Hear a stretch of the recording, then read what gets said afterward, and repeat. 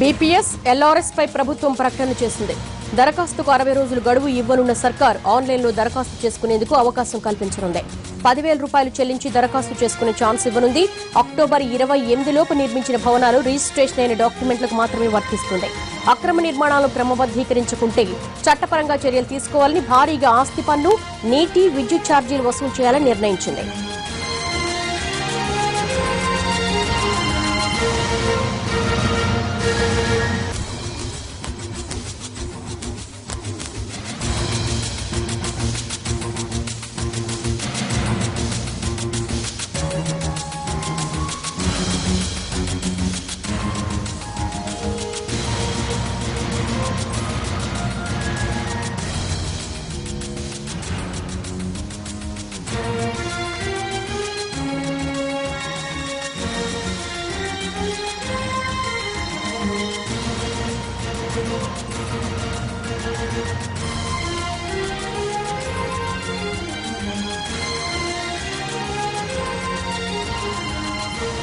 ఒక 10,000 పెట్టి కట్టి దరఖాస్తు చేసుకోవచ్చు.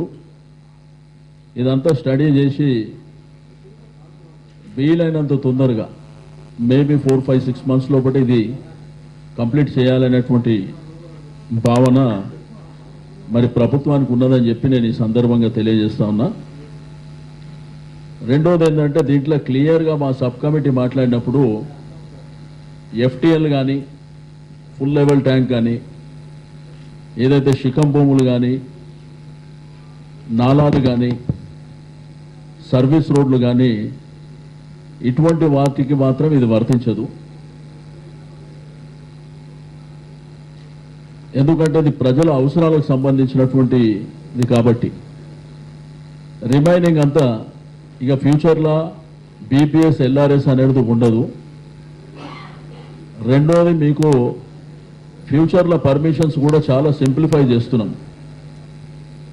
మొత్తం సింగిల్ విండో చేయాలనేటువంటి ఆలోచన ప్రభుత్వాన్ని. రెండోది ఇష్టం ఉన్నట్టు డివైట్ అయి కడితే ఇదే విధంగా ఎల్ఆర్ఎస్ బీపీఎస్ మళ్ళీ వస్తుందని చెప్పి అతి తెలివితో ఎవరైనా పోతే మాత్రం చాలా కఠినమైనటువంటి నిబంధన.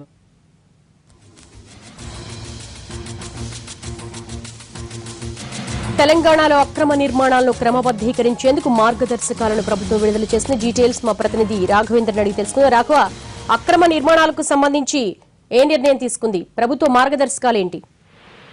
దేవి, తెలంగాణ రాష్ట్ర ప్రభుత్వం కీలక నిర్ణయం తీసుకుంది.